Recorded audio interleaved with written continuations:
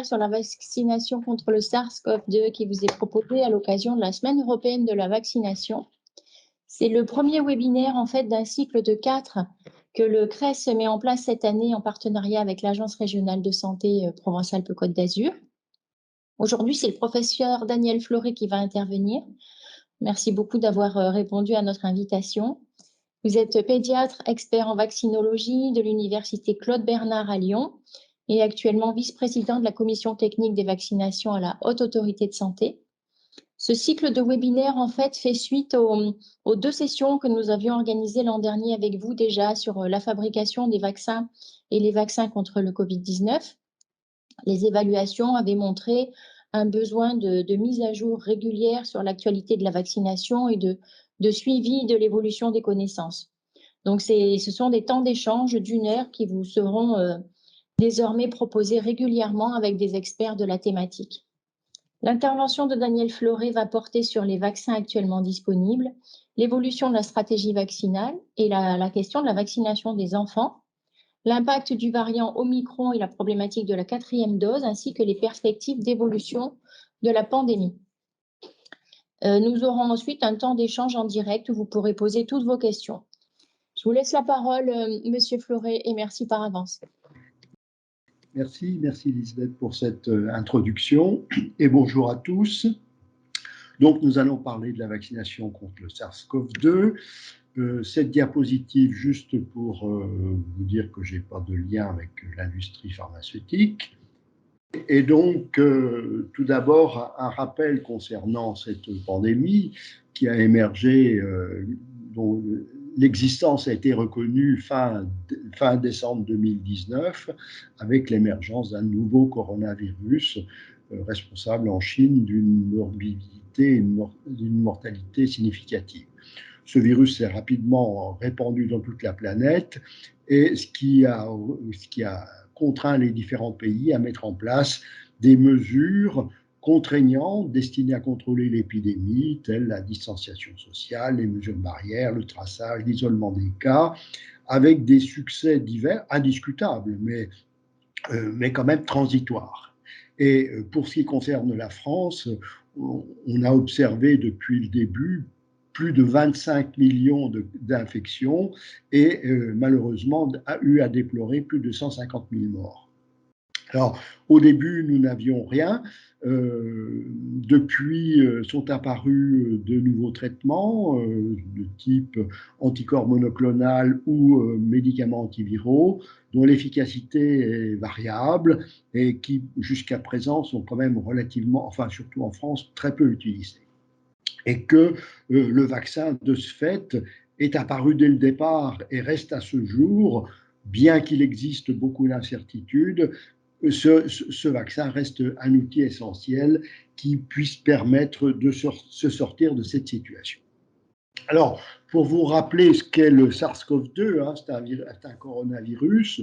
Ce n'est pas le premier coronavirus. Il y a déjà eu un SARS-CoV qui a été responsable d'une pandémie, le SARS, et puis également le MERS-CoV qui a donné des infections respiratoires graves au Moyen-Orient, et puis des coronavirus endémiques qui sont responsables de pathologies bénignes, essentiellement de rhume.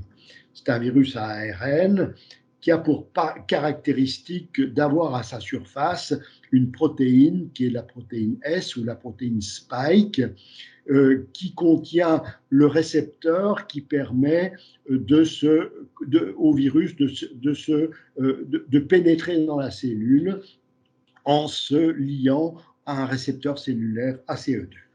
Et donc, cette protéine S, qui est un élément essentiel de la pathogénicité du virus, est également un élément essentiel de son immunogénicité, c'est-à-dire que cette protéine S induit la protection d'anticorps neutralisants chez les sujets infectés. Alors, clairement, la protection contre la maladie et la protection vaccinale ne se limitent pas aux anticorps neutralisants, mais c'est quand même un des éléments essentiels. Alors, les vaccins, donc, ils ont été rapidement produits en utilisant des techniques existantes et de nouvelles technologies. Tous ces vaccins ciblent la protéine Spike et donc sont produits avec des techniques classiques. Vivant atténué, il n'y a pas de vaccin actuel, mais il n'est pas impossible que ça existe. Vaccins inactivés, ces vaccins ont surtout été utilisés en Chine. Vaccins protéiques sous-unitaires recombinants et vaccins avec pseudoparticules virales, ils commencent à apparaître. Et puis, les plateformes ont utilisé des techniques innovantes, mais qui avaient déjà été utilisées. Ce sont les vaccins à vecteur viral, soit replicatifs, c'est-à-dire capables de se repliquer dans l'organisme. Il n'y a pas de vaccin actuel, ils ont été abandonnés, soit non replicatifs, ce sont les vaccins à vecteur adénoviral. Et puis, on a utilisé de technologies innovantes qui n'avaient jamais été utilisées auparavant pour fabriquer des vaccins humains. Alors, parmi ces techniques innovantes, il y a la technique ADN. Il y a actuellement un vaccin indien qui est utilisé, sur lequel on a quelques informations qui ne paraissent pas inintéressantes, et puis surtout les vaccins à ARN messager. Alors, ces vaccins à ARN messager, manifestement, sont les plus utilisés et ils ont effectivement un certain nombre d'avantages. D'abord, l'ARN messager reste dans le cytoplasme, il ne s'intègre pas au noyau des cellules, contrairement aux vaccins avec des vecteurs viraux. Les vaccins ARN messagers sont faciles à fabriquer, il n'y a pas besoin d'avoir recours aux cellules, donc on peut fabriquer très rapidement des quantités importantes de vaccins, et ceci pour un coût limité. Avec 5 litres de bioréacteur, on peut fabriquer 1 million de doses en une seule réaction. Et puis, ces vaccins ARN messagers sont susceptibles de coder pour de multiples antigènes. Par contre, initialement, ces vaccins dont le début du développement, les vaccins ARN messagers, ça fait 20 ans qu'on travaille dessus. Au début, ils avaient une faible stabilité. On a vu toutes les difficultés qu'il y a eu vis-à-vis de la stabilité, obligeant à une conservation avec une congélation avec très basse température. Ils avaient initialement une faible efficacité, il a fallu des manipulations pour les rendre efficaces. Et également, ce qui a entraîné l'inverse, c'est-à-dire la crainte d'une stimulation immune excessive qui ne s'est pas confirmée jusqu'à présent. Alors, comment on fabrique les vaccins ARN messagers? Encore une fois, c'est simple.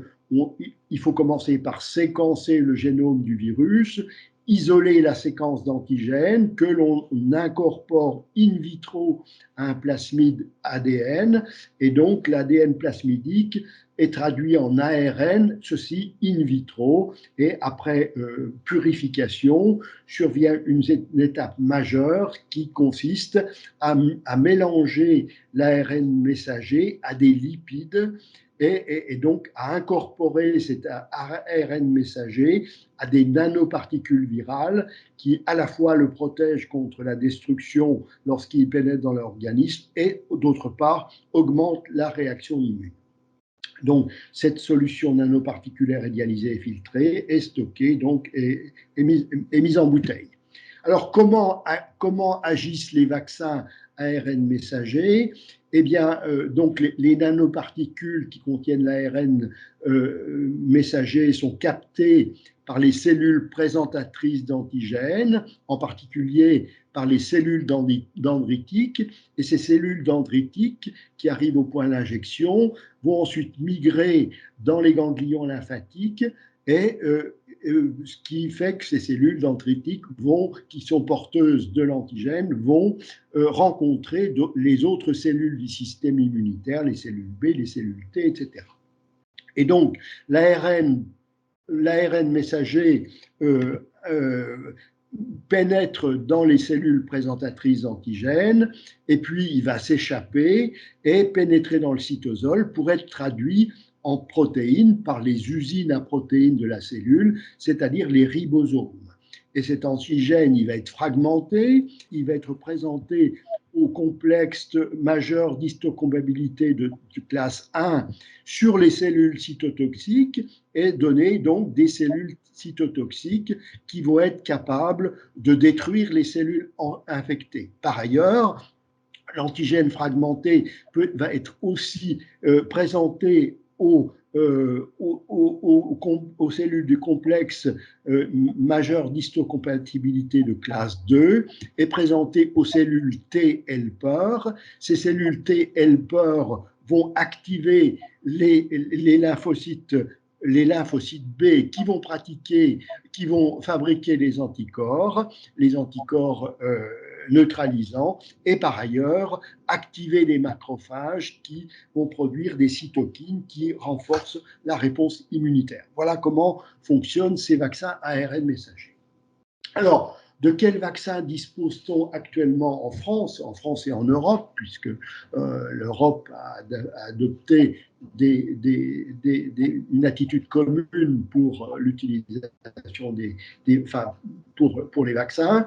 Donc, je me débarrasse très rapidement des vaccins à vecteur viral. Bien qu'ils n'aient pas été les premiers disponibles, le vaccin AstraZeneca, donc, qui est un vaccin adénovirus de chimpanzé, qui a une AMM pour la prévention de la COVID-19 chez les personnes de 18 ans et plus, avec un schéma à 2 doses.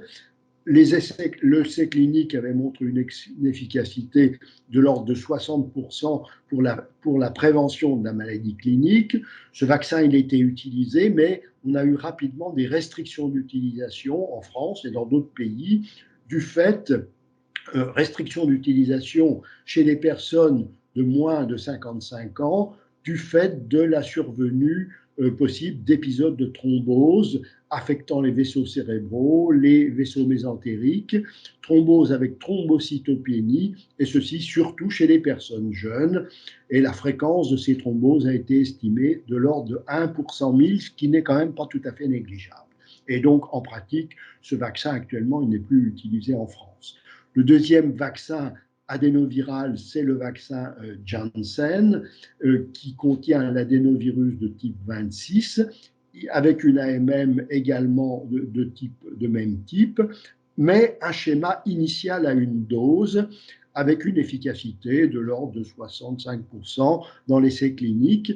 Ce vaccin, il expose au même risque de thrombose, et donc son utilisation est limitée en France aux personnes de plus de 55 ans. Et puis récemment, ce vaccin a obtenu une extension d'AMM pour une deuxième dose qui est présentée comme une dose de rappel, alors qu'en réalité, ça n'est pas une dose de rappel, c'est en fait une complétion du schéma initial. Et ce vaccin, il n'y a aucune raison d'ailleurs que ce vaccin puisse être plus efficace à une dose que les autres vaccins. Donc voilà, donc actuellement, il peut être utilisé avec un schéma à 2 doses et il peut également être utilisé à titre de rappel chez des personnes qui ont été vaccinées avec un autre vaccin. Alors, l'essentiel des vaccins en France et en Europe, les vaccins, c'est essentiellement les vaccins ARN messagers, avec le premier qui a été mis sur le marché, qui est le vaccin Pfizer, avec initialement une AMM pour la prévention de la COVID-19 chez les plus de 16 ans, avec un schéma à 2 doses espacées de 21 jours. L'efficacité a été inespérée dans les essais cliniques. On a vu une efficacité que l'on n'attendait pas, de l'ordre de 95%, et ceci y compris chez les personnes de plus de 65 ans. Donc, ça a été initialement donc AMM pour les plus de 16 ans, puis cette AMM a été étendue aux 12-15 ans avec une étude d'efficacité qui montrait qui était de 100%. Et puis, encore ultérieurement, une extension de l'AMM aux 5-11 ans, avec cette fois-ci un dosage réduit, c'est-à-dire un dosage à 10 microgrammes, alors que le vaccin adulte comporte 30 microgrammes d'antigène. Encore une fois, il y a eu aussi, là aussi, une étude d'efficacité extrêmement favorable, de l'ordre de 90%. Et puis, ce vaccin a également obtenu une extension d'AMM pour une dose de rappel 6 mois après la deuxième dose, et cette dose de rappel ayant un profil de tolérance identique à celle de la deuxième dose. Le deuxième vaccin utilisé, c'est le vaccin Spikevax, le vaccin Moderna, initialement AMM chez les personnes pour la prévention de la maladie chez les personnes de plus de 18 ans, avec un schéma à 2 doses espacées de 28 jours, une excellente efficacité vaccinale du même type que celle du Pfizer.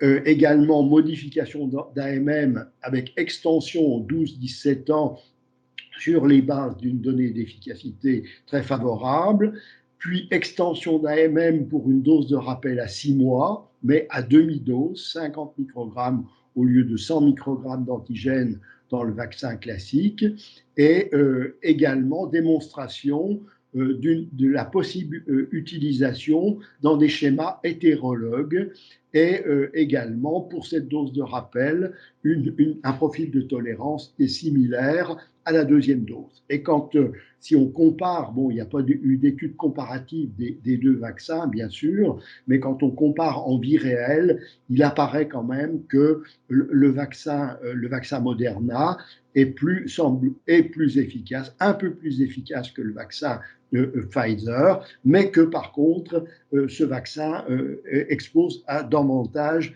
d'effets indésirables et notamment de myocardite sur lequel on va revenir. Alors, concernant la sécurité des vaccins ARN messagers, comme tous les vaccins, ils ont des effets indésirables, des effets attendus qui sont communs à tous les vaccins, les effets locaux, généraux. Ces effets indésirables, ils sont d'intensité modérée, ils ont une courte durée, ils sont comparables pour les deux vaccins et ils sont plutôt plus importants chez les jeunes que chez les personnes âgées. Il y a un effet indésirable un peu particulier qui est l'anaphylaxie qu'on voit chez tous les vaccins, mais avec une fréquence, une incidence qui est, selon les vaccins, entre 2 et 4 fois plus importante que les vaccins traditionnels. Et ceci est probablement dû au polyéthylène glycol qui est contenu dans ces vaccins, dans la nanoparticule lipidique. Il y a du polyéthylène glycol et ce polyéthylène glycol est contenu dans de nombreux produits comme les dentifrices, les shampoings, les cosmétiques, avec donc probablement une sensibilisation d'un certain nombre de sujets qui expliquent qu'il puisse y avoir des accidents anaphylactiques. Le souci principal avec les vaccins ARN messagers, ce sont les myocardites et les péricardites, avec des données qui viennent des États-Unis, de l'Europe et de la France. Epifar a produit des données sur lesquelles on va revenir. Et donc ces myocardites, ces péricardites et surtout ces myocardites surviennent le plus souvent dans la semaine suivant l'administration de la deuxième dose de vaccin ARN messager. Ça concerne essentiellement les adolescents et les jeunes adultes, et surtout les garçons, et c'est plus fréquent avec Spikevax, avec le vaccin Moderna. Et donc Epifar a sorti 2 études, une chez les 12-19 ans qui montre, et une chez les 18-24 ans, qui montre dans les 2 cas que le nombre de cas de myocardite et de péricardite attribuables à la vaccination est nettement plus élevé avec le vaccin Moderna qu'avec le vaccin de Pfizer, avec quand même des risques qui ne sont pas négligeables.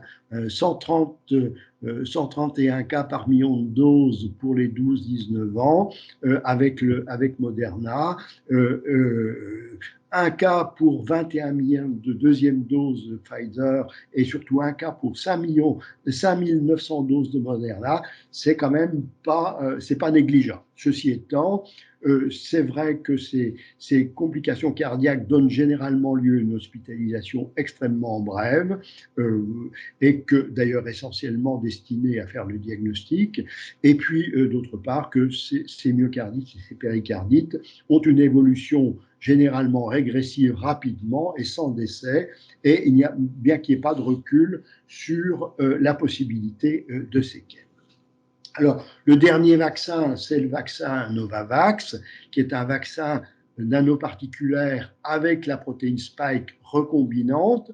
Donc, c'est une technique tout à fait classique, et qui utilise un adjuvant qui n'a jamais été utilisé dans un vaccin jusqu'à présent. Donc, ce vaccin, il a une AMM pour les personnes de plus de 18 ans, avec un schéma à 2 doses, avec des études d'efficacité qui ont été bonnes, sauf en Afrique du Sud, où l'efficacité était de l'ordre de 50%, mais c'était au moment où s'est installé le variant bêta, dont on sait qu'il est doté d'une capacité forte d'échappement à l'immunité vaccinale. En tout cas, ce vaccin protège contre les formes graves et il a un profil de tolérance acceptable. Alors, il faudrait quand même revenir sur le problème de l'efficacité vaccinale, parce que quand on parle d'efficacité vaccinale, on ne sait pas toujours de quoi on parle. En fait, dans les essais cliniques, l'objectif principal était d'évaluer l'efficacité pour la prévention des formes symptomatiques de la maladie. C'était l'objectif principal, avec éventuellement des objectifs secondaires, prévention des formes graves et de l'hospitalisation, prévention des décès, mais étant donné que les décès sont quand même pas si fréquents, les études de phase 3 n'avaient pas la puissance suffisante pour montrer un effet préventif sur les décès. Par contre, dès que les vaccins ont été utilisés, des études en vie réelle ont été mises en place par la plupart des pays, enfin tous les grands pays en tout cas, et ces études en vie réelle ont permis d'établir que les vaccins prévenaient non seulement les formes symptomatiques, mais prévenaient également l'infection, c'est-à-dire les formes asymptomatiques, et de ce fait, ces vaccins également prévenaient indirectement la transmission, avec des taux différents suivant les études, les vaccins et les variants, mais globalement, on a une gradation d'efficacité entre l'infection, les formes symptomatiques, les formes graves et les hospitalisations et les décès, et plus on a des formes graves et plus l'efficacité vaccinale est importante. Un rappel sur la stratégie vaccinale.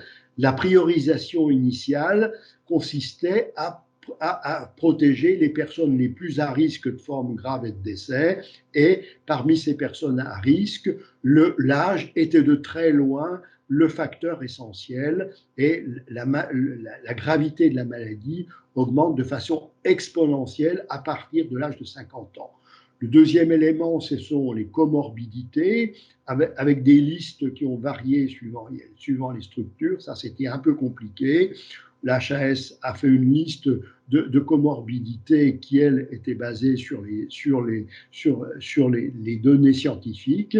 Voilà, mais bon, je ne vais pas détailler ça. Et puis, dans la stratégie vaccinale, il y avait également la protection des personnes les plus exposées, c'est-à-dire celles qui vivaient dans les collectivités, notamment les collectivités de personnes âgées, les EHPAD, les établissements médico-sociaux, et puis bien entendu les personnes au contact direct des malades, et en particulier les professionnels de santé et les professionnels du secteur médico-social. Cette stratégie vaccinale initiale, elle a évolué avec le temps, elle est en perpétuelle évolution, et en effet, dès que les vaccins ont été disponibles sans restriction, il a été possible d'élargir la cible initiale en introduisant progressivement les différentes tranches d'âge. Et puis, dès que la preuve d'une efficacité des vaccins sur l'infection et la transmission a été apportée, on a pu passer d'une stratégie de protection des plus à risque à une stratégie de réduction de la circulation virale. Cette stratégie, elle a évolué avec l'arrivée de nouveaux vaccins, avec l'évolution de l'AMM des vaccins, et également sur les données sur la sécurité. Et puis bien sûr, ce qui a aussi beaucoup nécessité l'évolution de la stratégie, ça a été l'émergence des variants. Alors, un des premiers points qui s'est posé, c'est la durée de protection, et ce sont les Israéliens qui, les premiers, ont montré que le schéma vaccinal initial à 2 doses était très efficace, mais qu'à partir de 4 mois, eh bien, on avait une réduction de l'efficacité avec l'augmentation aussi bien des cas que des formes sévères. Et les Israéliens ont pu très rapidement montrer que à partir de 4 mois, suivant l'administration de la deuxième dose, l'efficacité était réduite dans les différentes tranches d'âge et contre les différentes formes de la maladie. Ce qui a été confirmé donc par une étude en vie réelle sur toute la population, montrant clairement que au bout de 4 mois, après la deuxième dose, on passe d'une efficacité vaccinale de 96% à 83%. Donc, ceci a motivé donc l'introduction de doses de rappel. Et donc, j'en viens maintenant à la stratégie vaccinale actuelle en France. Hein, la vaccination est recommandée chez toutes les personnes âgées de 5 ans et plus. Elle est obligatoire pour les professionnels de santé. Ce sont les vaccins ARN messagers qui sont privilégiés dans tous les cas et même exclusifs pour les personnes de moins de 18 ans, les autres vaccins n'ayant pas d'AMM chez les plus jeunes. Le vaccin enfant 10 microgrammes peut être utilisé chez les enfants de 5 à 11 ans. Le vaccin Moderna a une AMM désormais à partir de 6 ans, avec une dose de 50 microgrammes. Le vaccin Janssen ne doit être utilisé que chez les personnes de plus de 55 ans. Le vaccin Comirnaty doit être privilégié chez les personnes de moins de 30 ans par rapport au vaccin de Moderna du fait de cette problématique des myocardites. On a un schéma vaccinal à 2 doses pour tous les vaccins et des rappels à partir de 3 mois après la deuxième dose de Comirnaty pour les adultes et les adolescents de 12 à 18 ans. Et pour le Spikevax, un rappel à 50 microgrammes pour les plus de 18 ans. Il n'y a pas actuellement en France de recommandation de rappel pour les enfants. Alors, un des points essentiels qui est motivé donc le changement, l'évolution de la stratégie, c'est l'apparition des variants qui ont émergé très rapidement et rapidement remplacé la souche originale, la souche Wuhan. Donc ces variants, ils ont une diffusion, certains ont eu une diffusion limitée dans le temps et dans l'espace, par exemple le bêta et le gamma, alors que d'autres ont eu une diffusion mondiale rapide. Ça a été d'abord le cas du variant gamma, puis du delta et puis du omicron. Et vous avez ici la diffusion de ces variants delta et omicron dans la population mondiale. En France, le vaccin alpha a rapidement remplacé la souche sauvage avant d'être remplacé par la souche delta et actuellement il est totalement remplacé par le variant Omicron qui est à peu près le seul qui circule. Alors qu'est-ce qu'on sait de ce variant Omicron? On sait qu'il a une contagiosité très augmentée, ce qui explique donc sa diffusion explosive. Ce vaccin, il a de très nombreuses mutations, beaucoup plus de mutations que les autres variants. Il est moins agressif, et ça les Américains l'ont rapidement montré avec l'explosion des nouveaux cas, mais par contre une augmentation très modérée des hospitalisations et pas d'augmentation des décès. Donc ce vaccin, il est plus contagieux, il est moins agressif, mais il a un échappement immunitaire au moins partiel. Alors, ce vaccin Omicron, il y a maintenant des sous-variants qui apparaissent, BA1, BA2, BA1.1.1, BA3, etc.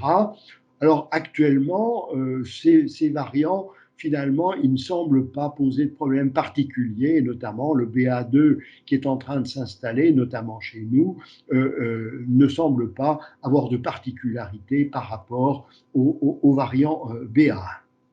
Alors, l'OMS a fait tout récemment un point sur l'efficacité des vaccins vis-à-vis du vaccin du Omicron, avec des données qui viennent d'à peu près tous les pays. Et ce que l'on peut dire, c'est que les vaccins sont moins efficaces contre le Omicron que contre le Delta, que le schéma initial à 2 doses, il a une efficacité qui devient très négligeable 3 à 6 mois après cette deuxième dose, avec une efficacité moins bien précisée sur les formes graves, que par contre le rappel permet de restituer cette efficacité et de donner une très grande efficacité de l'ordre de 80-90% vis-à-vis des formes graves et de l'hospitalisation. Et donc, vous avez ici résumé sur ces diapos les efficacités respectives des vaccins Moderna, Pfizer, AstraZeneca et Janssen, avec le schéma de première dose, donc avec une perte d'efficacité au bout de 3 mois, l'effet bénéfique du rappel d'une troisième dose, mais qui commence à s'estomper au bout de 3 mois. Et donc, on dispose également de données françaises. Ces données françaises qui viennent de l'adresse montrent que donc ça c'est les différentes tranches d'âge, et ça c'est l'efficacité sur les formes symptomatiques, l'hospitalisation, les soins critiques, les décès, dans les différentes tranches d'âge et suivant les schémas vaccinaux. On voit que quand on n'est pas vacciné, le risque est bien sûr maximal. Lorsqu'on est vacciné avec le schéma complet sans rappel, on a une bonne efficacité, mais qui va s'estomper. Le rappel restaure, mais au bout de 3 mois, eh bien, cet effet du rappel, il s'estompe, et notamment 3 mois après le rappel, eh bien, le vaccin ne donne aucune protection contre les formes symptomatiques, et ceci, quelles que soient les tranches d'âge. Alors, ceci pose bien sûr le problème de la 4e dose, et les Israéliens ont été les premiers à l'utiliser et à démontrer que la 4e dose réduit par un facteur 2 par rapport aux gens qui n'ont reçu qu'un rappel, le risque d'infection est réduit d'un facteur 4, le risque de survenue de formes graves est réduit également comparativement aux gens qui n'ont reçu qu'un seul rappel. Les gens qui ont reçu un deuxième rappel ont un effet très bénéfique sur la prévention de la mortalité.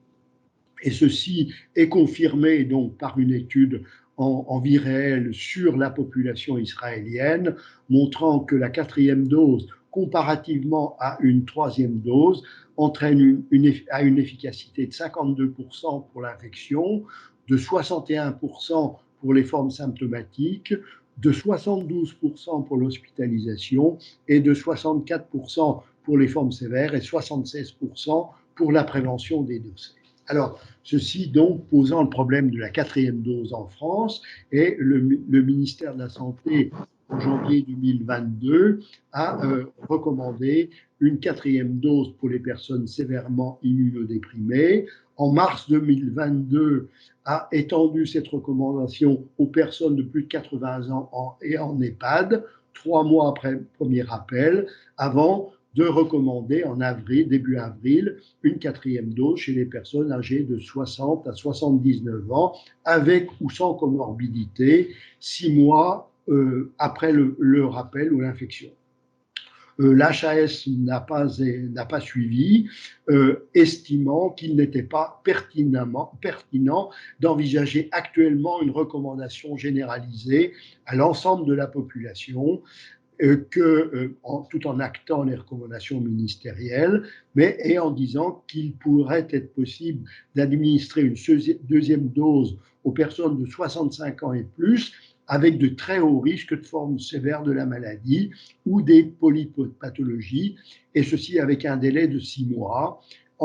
Par ailleurs, en prenant acte que beaucoup de personnes qui étaient vaccinées ont contracté la maladie avec Omicron, et que chez ces personnes qui ont une immunité la plus solide, il n'était pas indiqué pour l'instant de faire de rappel.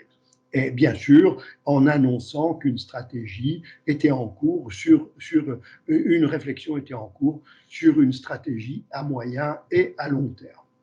Alors, en Europe, il n'y a pas d'AMM pour la 4e dose, sauf pour les immunodéprimés.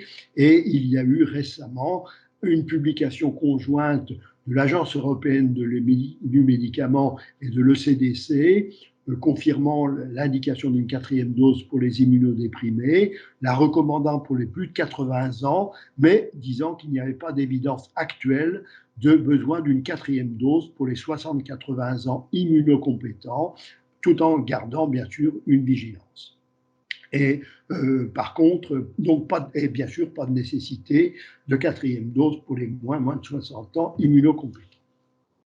Alors, dans les polémiques, donc tout ça est l'objet de discussion, voire de polémiques. Parmi les polémiques, il y a le problème de la vaccination des enfants, qui a été donc recommandé de manière très mitigée quand même au niveau de la HAS, dans le cadre d'une décision médicale partagée, sans le rendre exigible ni obligatoire. Alors, avec un schéma utilisant le vaccin à dose réduite, 2 doses espacées de 3 semaines, avec quand même un certain scepticisme parce qu'on avait des études qui montraient que les parents, et notamment les parents d'enfants éligibles à la vaccination, étaient très réticents vis-à-vis de cette vaccination, dont l'efficacité vaccinale a pourtant été démontrée, ainsi que la bonne tolérance avec un bon recul sur l'utilisation de cette vaccination chez les enfants aux États-Unis. Alors, pourquoi vacciner les enfants? Il a été dit qu'on vaccinait les enfants pour protéger les adultes.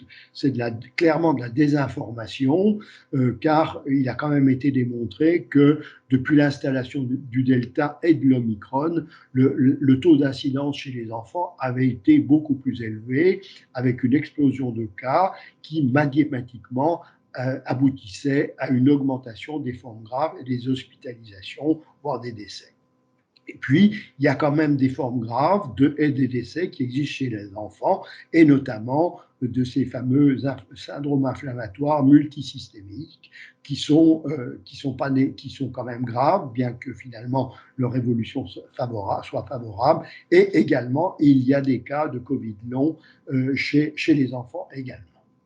Alors, l'objectif maximal essentiel de la vaccination des enfants, c'est quand même de protéger l'institution scolaire, et la modélisation que nous avions fait faire par l'INSERM avait montré clairement que la couverture vaccinale de 50% des enfants permettrait de réduire significativement l'incidence de la maladie à l'école, et donc d'éviter des fermetures de classes, des fermetures de colle, l'isolement des enfants infectés, etc.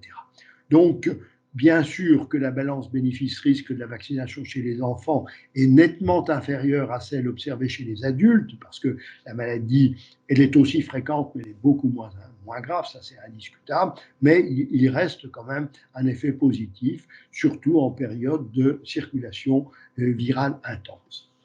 Voilà. Et maintenant, où en est-on et quelles sont les perspectives? Alors, les perspectives, c'est qu'il va y avoir de nouveaux vaccins qui vont arriver. Le vaccin Sanofi-Pasteur, qui est un vaccin protéique recombinant avec adjuvant. Le vaccin Valneva, je ne suis pas sûr qu'il obtienne une AMM. C'est un vaccin inactivé avec un adjuvant. Puis un vaccin espagnol également, qui est en cours d'investigation, qui est un vaccin recombinant, bivalent, alpha-bêta, qui paraît probablement intéressant.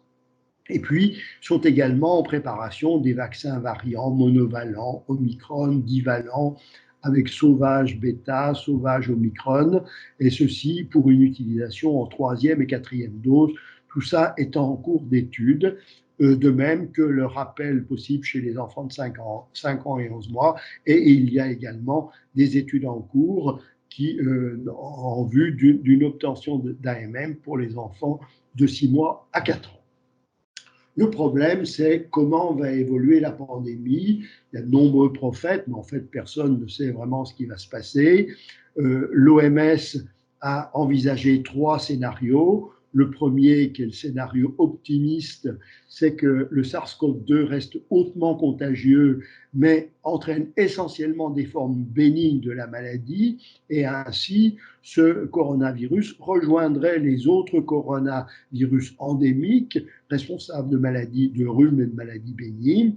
Ce scénario est plausible, mais il pourrait prendre plusieurs années.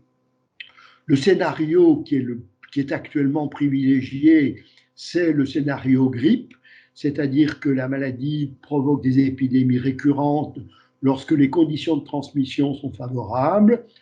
On a un niveau élevé d'immunité de la population, ce qui fait que les formes graves ne surviennent que chez les personnes à risque. Donc, ceci nécessiterait de vacciner les personnes à risque et de mettre en place des mesures barrières en période de transmission élevée.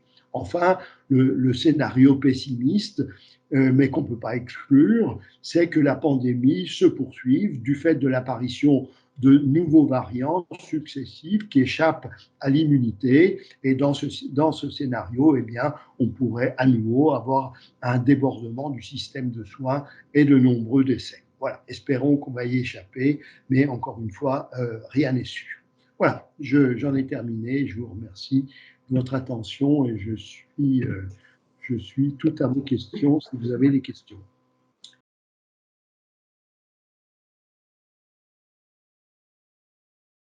Concernant le délai pour l'administration du deuxième rappel, c'est un peu compliqué, hein, parce que, encore une fois, il n'y a pas d'AMM, ce qui veut dire qu'il n'y a pas eu vraiment d'études qui permettent de dire ça. Alors, ce qu'on a vu, c'est que clairement, au bout de 3 mois, au bout de 3 mois suivant le rappel, l'efficacité diminue. Mais l'efficacité diminue essentiellement vis-à-vis de l'infection et des formes symptomatiques. Par contre, il reste quand même pour l'instant une bonne efficacité vis-à-vis des formes graves et des décès. Donc, si on veut éviter les formes graves et les décès, on a quand même un peu de temps. Si l'objectif, c'est de réduire la circulation virale, on a plutôt intérêt à le faire rapidement. Mais le problème, c'est ce qui va se passer après. Parce que ce qui est un petit peu ennuyeux, c'est de se précipiter actuellement sur une 4e dose, alors qu'il est tout à fait plausible que d'ici quelques mois, à l'automne, on dise mais il faut revacciner avec des nouveaux vaccins qui ciblent Omicron, etc.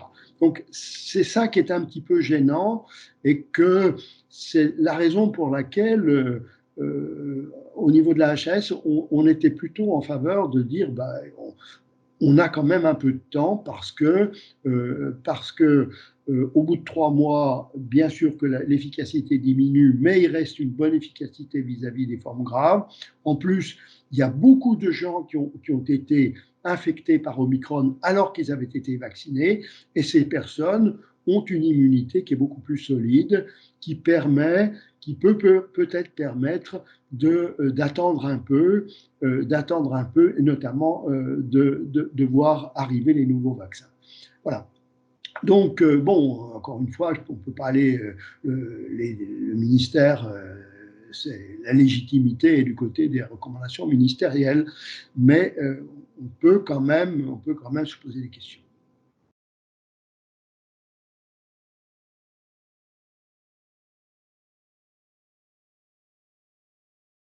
Concernant la grippe, oui, alors il est tout à fait possible, en effet, que l'on ait à mener de front une campagne de rappel contre Covid et la vaccination grippale, et il est vraisemblable qu'on disposera de vaccins combinés grippe, Covid, mais je ne suis pas sûr que ce sera pour la saison prochaine. C'est-à-dire que ce qui paraît évident, c'est que les schémas hétérologues les schémas hétérologues ont une efficacité au moins aussi bonne, voire meilleure, même plutôt meilleure que les schémas homologues. Donc, étant donné que la plupart des gens ont été vaccinés avec des vaccins ARN messagers, eh bien, les vaccins, si le fait d'utiliser des schémas hétérologues est plus efficace, ça ouvre effectivement la voie aux vaccins classiques, les vaccins recombinants.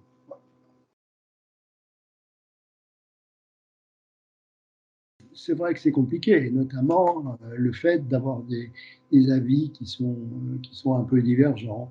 Moi, encore une fois, je pense que quelqu'un qui n'a pas de facteur de risque particulier, c'est peut-être pas plus mal d'attendre 6 mois. Voilà. Mais bon, il faut balancer le risque, mettre ça en balance avec le risque qu'ils ne reviennent pas. Hein. Voilà, donc ça, je pense qu'il faut discuter avec les gens. Mais voilà, si les gens ne sont pas fâchés et qu'ils conviennent qu'ils reviendront à 6 mois, pourquoi pas. Bon, je serais plutôt en faveur de ça.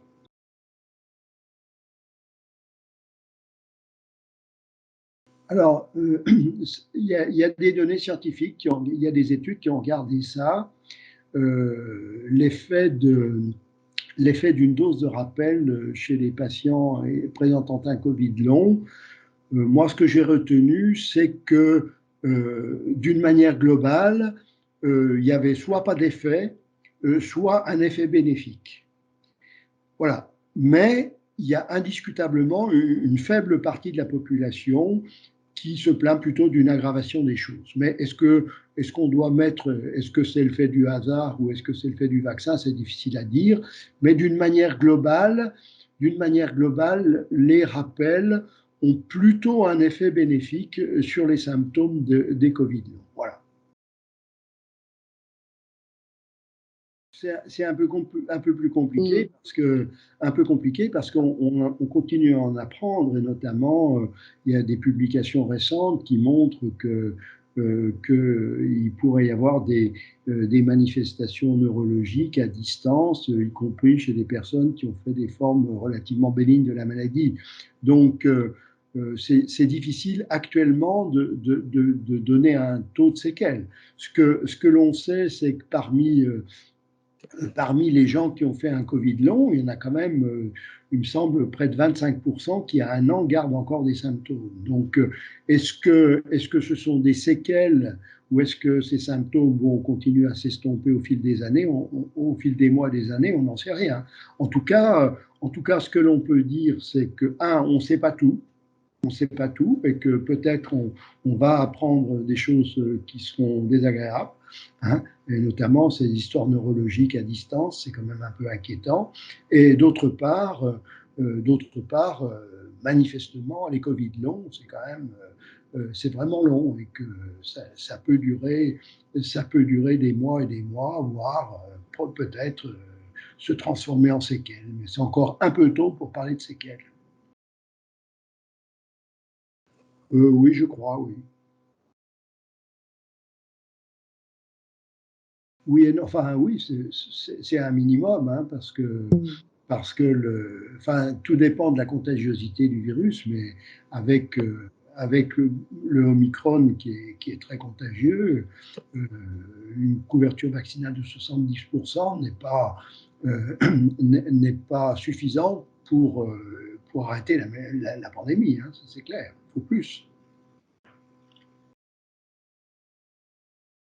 Pour moi, 2 doses de Novavax égale 2 doses d'un autre vaccin. Mais ça vaut pas. Pour moi, la deuxième dose de Novavax, c'est pas un rappel. Il n'y a pas d'AMM pour une troisième dose. Et effectivement, d'ailleurs, ce qui avait été recommandé, c'est que les gens qui avaient été vaccinés avec Novavax devaient avoir leur deuxième dose avec un ARN messager. Alors, s'ils ont eu leurs 2 doses d'ARN messager, ils auront besoin d'un rappel, mais d'un rappel. S'ils ont eu 2 doses de Novavax, ils auront besoin d'un rappel, mais d'un rappel d'ARN messager.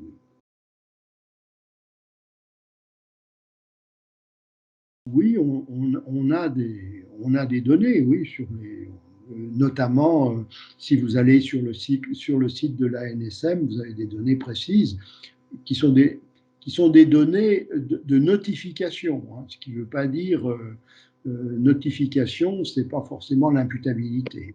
En tout cas, il y a des données, oui, c'est sûr. Aucun intérêt parce que la sérologie vous dira si vous avez des anticorps, mais ne vous dira pas si vous êtes protégé ou pas protégé. Donc, on n'a pas de corrélat de protection. La sérologie, ça ne sert à rien.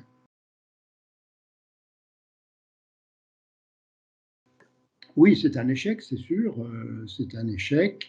Et la relancer, bah oui, peut-être, sauf que si se confirme que l'épidémiologie est en train de se tasser, ça va être probablement un peu compliqué de relancer la vaccination si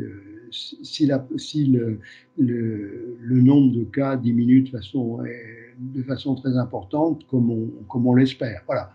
Mais sur le fond, c'est pas fini et que encore une fois, même si actuellement, si on voit diminuer, on aura peut-être quelques mois de répit, mais rien ne dit que ça va pas redémarrer à l'automne et que si ça redémarre à l'automne, ben, ce serait peut-être quand même bien que les enfants soient vaccinés.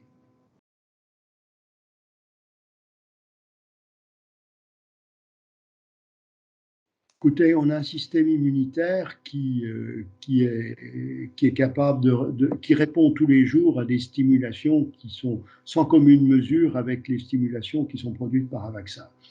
Je ne crois pas qu'il y ait, de problème de ce côté-là. La question qui peut se poser, c'est est-ce que les rappels itératifs vont systématiquement entraîner un rebond d'anticorps? Est-ce qu'on ne va pas arriver à un niveau de saturation où les rappels ne vont pas entraîner à nouveau de remontée des anticorps? Ceci n'a pas été observé jusqu'à présent.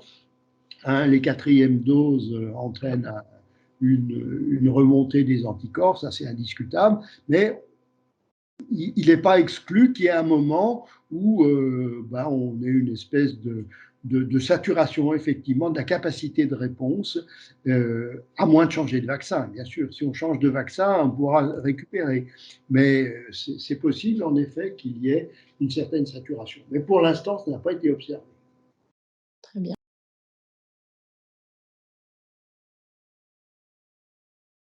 D'abord, il y a deux choses. Il y a d'abord le fait que les données de leur essai clinique sont quand même pas extraordinaires. Ça, c'est le premier point. Le deuxième point, c'est que ce vaccin, la firme réclame une AMM en primo-vaccination. Or, étant donné le pourcentage de gens qui ont été vaccinés actuellement, on ne voit pas bien comment on pourrait utiliser un vaccin qui ne peut être utilisé qu'en primo-vaccination.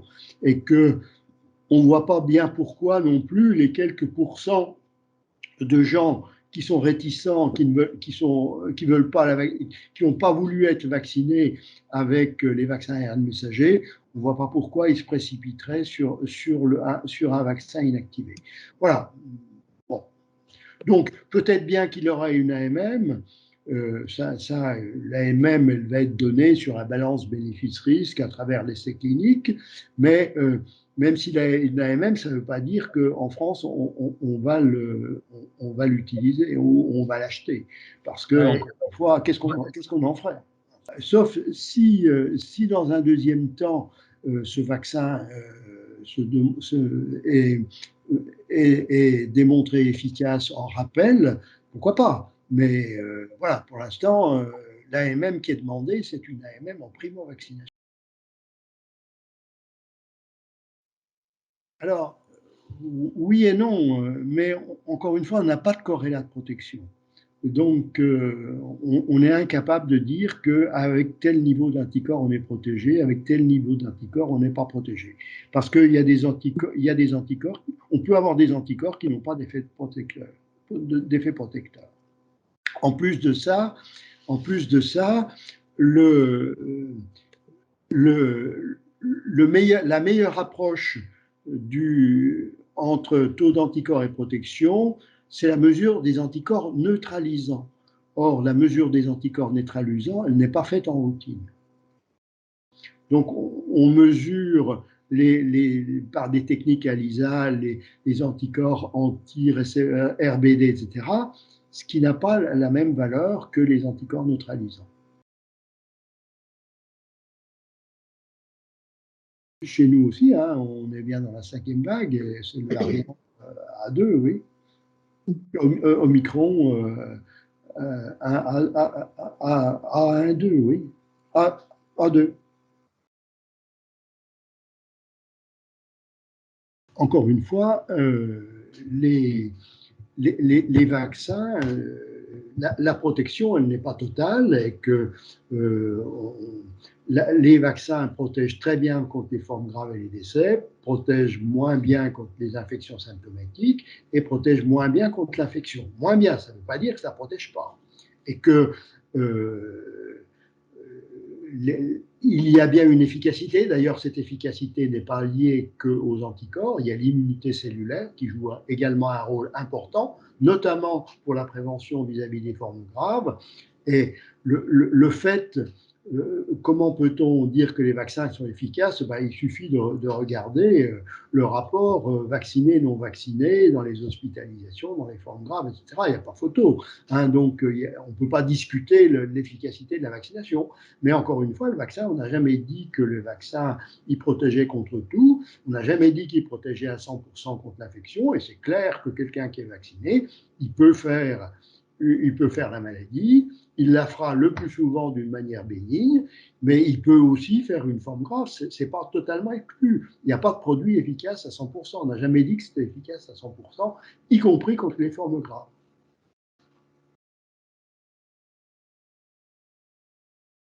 Il faut déclarer ces formes en pharmacovigilance, ça c'est clair, ça c'est absolument indispensable. Il est tout à fait indispensable que les effets indésirables soient déclarés en pharmacovigilance. Alors, ça peut être fait, ça doit être fait par les professionnels de santé, mais ça peut être également fait par les personnes elles-mêmes qui peuvent déclarer en pharmacovigilance. Il y a un site ministériel où tout le monde peut déclarer un effet indésirable. Donc, il faut sûrement le faire.